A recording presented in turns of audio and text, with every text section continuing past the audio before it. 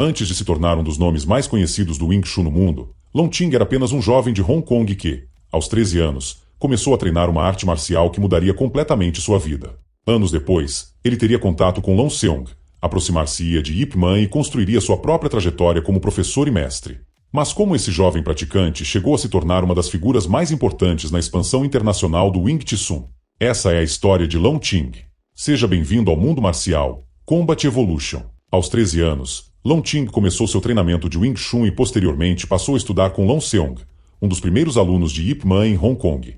Essa relação foi decisiva porque Long Ting estava aprendendo diretamente dentro de uma das principais linhas responsáveis pela transmissão moderna da arte.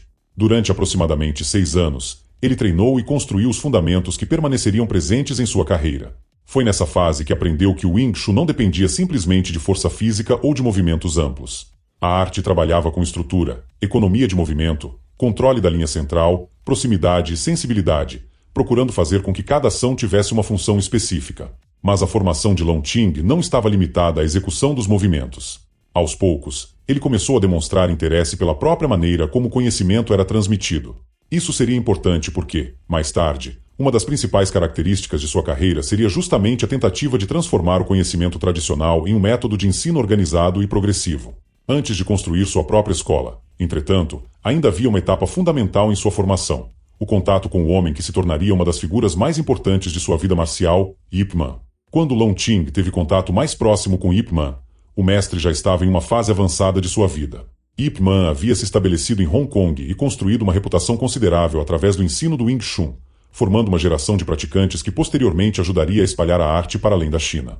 Segundo a tradição da linhagem de Long Ting, o jovem passou a receber instrução particular do próprio Ip Man, em um período de treinamento mais direto que teria durado aproximadamente 9 meses. Embora 9 meses representem pouco tempo quando comparados a uma vida inteira dedicada às artes marciais, a importância daquele contato não pode ser medida simplesmente em meses ou anos. Long Ting estava diante de um mestre que representava uma ligação direta com uma geração anterior do Wing Chun e, além das técnicas, teve a oportunidade de observar sua maneira de ensinar e interpretar os princípios da arte. Essa experiência reforçou algo que já começava a aparecer em sua própria personalidade. Long Ting queria compreender não apenas como uma técnica era realizada, mas porque ela funcionava, como deveria ser ensinada e como poderia ser transmitida para outra pessoa. Essa característica ajudaria a explicar suas decisões nos anos seguintes.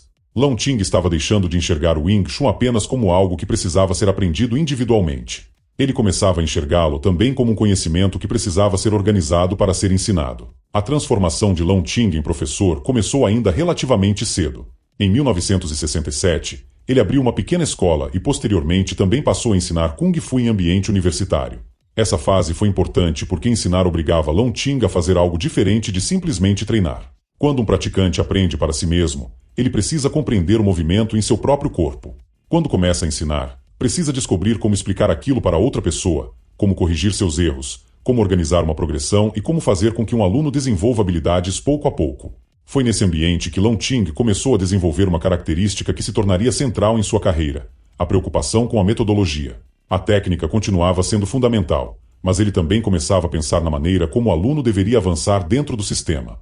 Essa preocupação posteriormente apareceria na estrutura do Wing Tsun, com diferentes níveis de aprendizado, exercícios progressivos e uma tentativa de organizar o treinamento de forma que pudesse ser reproduzido por diferentes instrutores. Em 1970, segundo a tradição de sua organização, Long Ting assumiu uma posição de destaque como instrutor-chefe da Wing Tsun Athletic Association. Ele já não era mais apenas o jovem que havia começado a treinar aos 13 anos.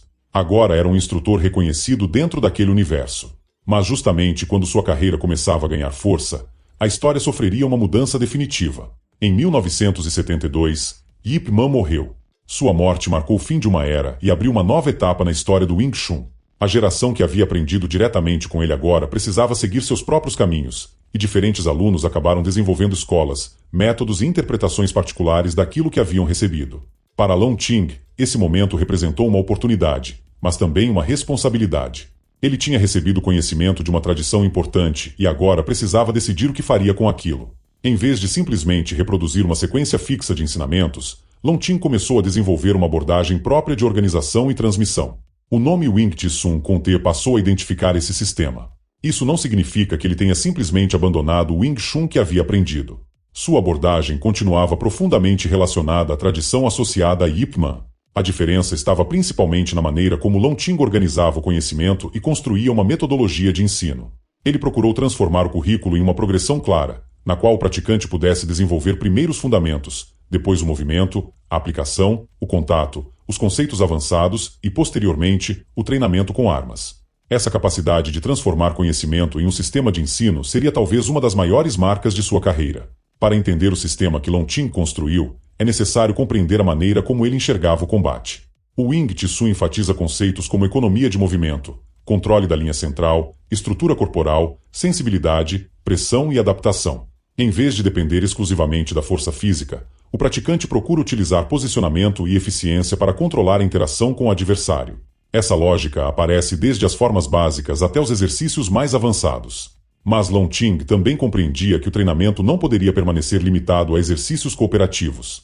Por isso, sua metodologia incorporou formas de treinamento que procuravam aproximar o praticante de situações mais dinâmicas e exercícios relacionados a diferentes distâncias e situações de combate. A preocupação era fazer com que os princípios aprendidos nas formas e no Tisao pudessem ser aplicados quando o adversário realmente resistisse. Essa preocupação com a aplicação ajudou a definir a identidade de sua organização. A metodologia de Longqing também preservou elementos tradicionais importantes, como o treinamento no boneco de madeira, utilizado para desenvolver posicionamento, ângulos, coordenação e relação espacial. Em sua linhagem, a forma tradicional do boneco é estruturada em 116 movimentos. Nas etapas avançadas aparecem também as armas tradicionais, como o bastão longo e as facas borboleta. Entretanto, esses elementos são apenas uma parte da história. O que realmente diferenciaria Longqing seria sua capacidade de transformar esse conhecimento em uma estrutura internacional. O Wing Tsun começou a sair de Hong Kong e chegar a outros países através de instrutores, seminários e organizações. A Europa tornou-se um dos principais centros dessa expansão e, posteriormente, o sistema alcançou outras regiões do mundo. Isso mudou completamente a escala da carreira de Longqing. Ele deixou de ser simplesmente um professor em Hong Kong e passou a administrar uma estrutura internacional. Precisava formar instrutores, viajar, ensinar, organizar programas, produzir material didático e garantir que sua metodologia pudesse continuar sendo transmitida mesmo quando ele não estivesse presente. Foi assim que o nome Longqing Wing Tsun passou a ser conhecido muito além de seu local de origem. Quando observamos a carreira de Longqing como um todo, fica evidente que sua importância não está apenas nas técnicas que ensinou. Sua trajetória foi marcada pela capacidade de transformar conhecimento marcial em metodologia. Ele recebeu uma tradição, estudou com professores importantes, teve contato com Ip Man, tornou-se instrutor e depois construiu uma organização capaz de reproduzir seu método em diferentes países. Esse processo também explica por que sua história precisa ser analisada com equilíbrio. O universo do Wing Chun possui diferentes linhagens, interpretações e narrativas históricas. A tradição oral tem um papel importante, mas nem todos os relatos possuem o mesmo nível de documentação. Por isso, separar aquilo que é tradição de linhagem daquilo que pode ser comprovado historicamente é essencial para compreender a história de Longqing e do próprio Wing Chun sem transformar toda a narrativa tradicional em fato documental. Ainda assim, independentemente das diferenças entre linhagens, existe um fato difícil de ignorar. Longqing teve um papel importante na internacionalização de uma determinada interpretação do Wing Chun e construiu uma carreira que ultrapassou muitos limites de Hong Kong. A história de Longqing começou com algo extremamente simples: um garoto de 13 anos entrando em uma escola de artes marciais. Naquele momento, não havia como saber que aquela decisão acabaria definindo sua vida inteira. Vieram anos de treinamento com Long Seong, o contato com Ip Man, a experiência como instrutor, a morte de seu mestre e a necessidade de encontrar seu próprio caminho. A partir daí, Longqing tomou uma decisão que moldaria seu legado. Em vez de apenas guardar aquilo que havia aprendido, decidiu organizar, ensinar e expandir. Foi assim que construiu sua interpretação do Wing Tsun e levou esse sistema para muito além de Hong Kong. Sua história mostra que uma tradição marcial não permanece viva simplesmente porque seus movimentos são preservados. Ela continua existindo porque pessoas assumem a responsabilidade de transmiti-la. E Longqing passou grande parte de sua vida fazendo exatamente isso. O jovem aluno tornou-se instrutor. O instrutor tornou-se mestre. E o mestre construiu uma organização internacional. Essa é a trajetória de Longqing, um homem que recebeu uma tradição, transformou sua maneira de ensiná-la e ajudou a levar uma das mais conhecidas artes marciais chinesas para uma nova geração de praticantes ao redor do mundo. Se você gostou deste episódio, deixe seu like, compartilhe com outros apaixonados por artes marciais e inscreva-se no Mundo Marcial, Combat Evolution. Aqui, nós não contamos apenas como uma arte marcial funciona. Contamos quem esteve por trás dela, como ela evoluiu e quais homens ajudaram a transformar sua história. Até o próximo vídeo.